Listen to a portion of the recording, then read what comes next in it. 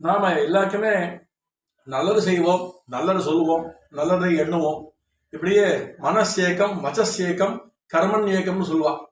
அந்த மாதிரியா மனசு ஒன்று சொல்றது, வாக்கு ஒன்று சொல்றது, மனசு ஒன்று சொல்றது, மனசுக்குள்ள செயல் வேற. இப்படி துராத்மாக்களுக்கு 3 விதம்.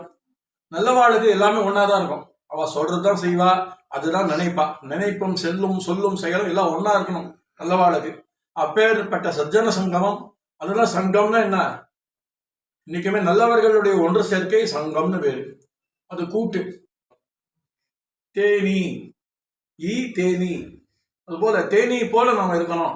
நல்லதையே பரப்புவோம், நல்லதையே க்ஷேமமா வச்சுட்டு எல்லா லோகத்துல பயோ வேஸ்ட் எல்லாம் சரியா ஹேண்டில் பண்ணி, எல்லா கெமிக்கல் வேஸ்டும் சரியா ஹேண்டில் பண்ணி லோகத்தை க்ஷேமமா வச்சு பூமியும் தீர்த்தமும் நாம காத்தையும் காப்பாத்தினோம்னா அது நம்மளை காப்பாற்றும்.